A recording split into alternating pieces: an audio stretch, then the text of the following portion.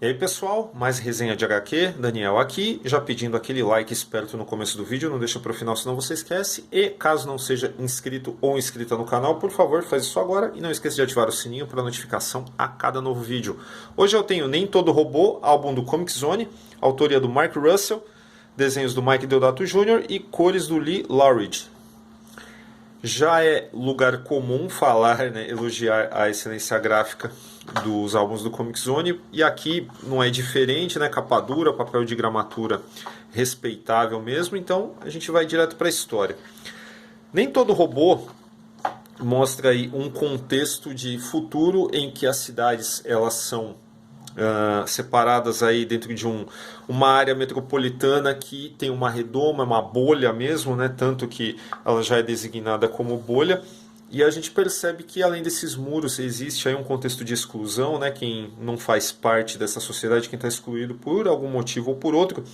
Mas dentro desses redutos de organização, nós vemos que os robôs eles são realmente a verdadeira força de trabalho dentro dessas sociedades, a ponto de que somente os robôs trabalham, né? As famílias elas ficam em casa assim livres para se entregarem ao ócio, a diversões fúteis e tudo mais.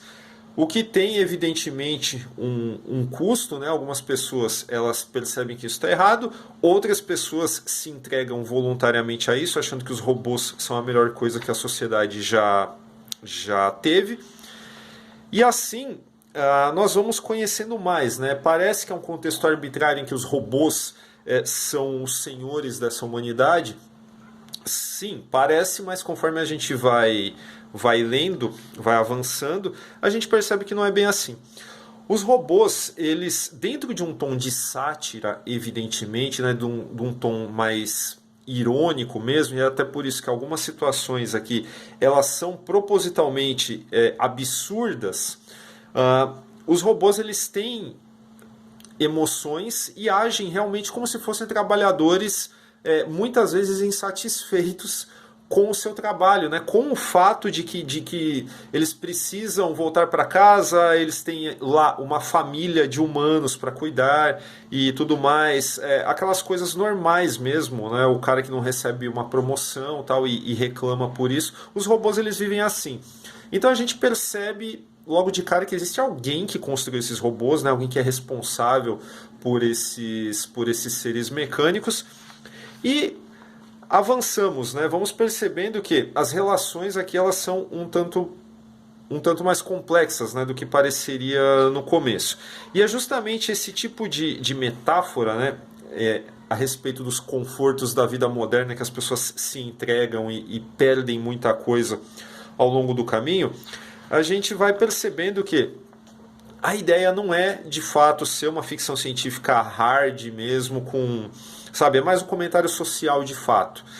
E conforme as insatisfações, né, a instabilidade social avança, né, por conta de humanos que se ressentem de robôs, porque muitas vezes existe uma falha mecânica que causa mortes, no caso, e aí existem manifestações. Por outro lado, existem os robôs que também são insatisfeitos. A força de trabalho humana, que é obsoleta no caso, e talvez até a própria existência humana possa ser dita como obsoleta no geral dentro desse contexto, nós vamos perceber que esse tipo de dilema ele vai se estender também aos robôs, a partir do momento em que começam a ser produzidos os Mendroids, né, que são robôs que se parecem com humanos, criados com a intenção de diminuir o choque entre humanos e formas de vida artificiais. Então aí quando os Mendroids aparecem, é claro, né, os robôs de aparência robótica mesmo, eles têm aí seus problemas, são descartados, são de alguma forma discriminados e por aí vai. Todos os problemas que nós vemos aí atualmente, nós encontramos aqui ao longo dessas páginas. Nós veremos aí fora das cidades, né, tem problema com milícias, com discriminação e tudo isso. E a história ela tem o mérito de condensar assim várias coisas, assim, acho que uma quantidade enorme, né, de comentários sobre a vida atual. Aqui ele está inserido de uma forma que eu acho que coube bem. E evitando o maniqueísmo também, porque seria muito fácil colocar os robôs como vilões da história, mas não é isso que o roteirista faz. Então, um ponto bastante positivo para a história nesse sentido. Porém, eu tenho um problema com o texto, que eu acho que em determinado momento, apesar dos méritos aí, evitar o maniqueísmo, sabe, conseguir condensar várias coisas, vários elementos, aí, muitos elementos pertinentes ao mundo de hoje dentro dessa história, eu acho que em determinados momentos o texto pesa a mão, porque ele parece que precisa explicar para nós a que ele está se referindo. Então acho que alguns diálogos eles poderiam ser um tantinho mais enxutos e deixar as coisas mais nas entrelinhas para que a gente pegasse. Eu acho que aqui houve uma tentativa assim, sei lá, uma preocupação que o público não entendesse o que estava sendo tratado aqui, e eu acho que não era para tanto. Eu acho que daria para enxugar isso e confiar um pouquinho mais na inteligência dos leitores.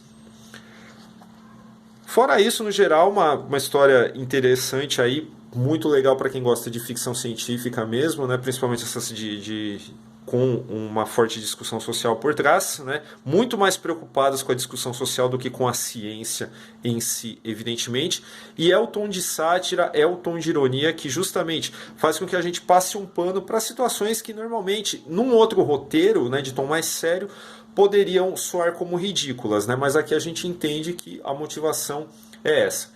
Fica aí a minha ressalva em relação aos diálogos expositivos demais. Mas tudo isso, eu acredito que de uma forma ou de outra você pode falar que é compensado. Compensado talvez não seria a melhor palavra, tá? Mas é um álbum muito bem ilustrado, né? Quem sabe, quem já acompanha quadrinhos há bastante tempo sabe que falar da competência do Mike Deodato é redundante, tá?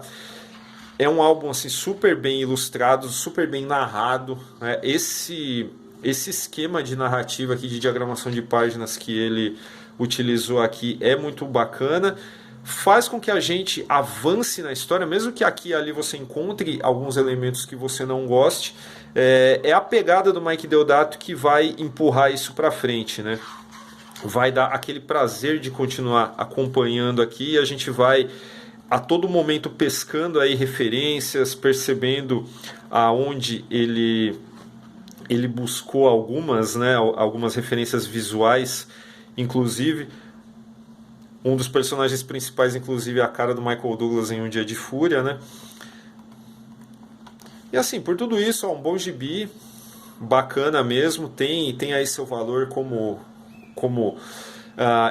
estímulo à discussão, embora eu acho que ainda poderia ser um pouquinho mais enxuto, mas enfim, valeu a iniciativa.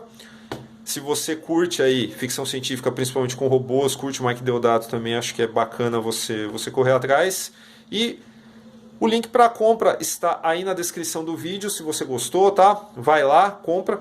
E o Formiga Elétrica também, não se esqueça, tem uma campanha de financiamento coletivo aí recorrente no Apoia-se, apoia.se/Formiga Elétrica, tá aparecendo aí na tela. Vê se você quer ajudar a gente lá, o link também tá na descrição.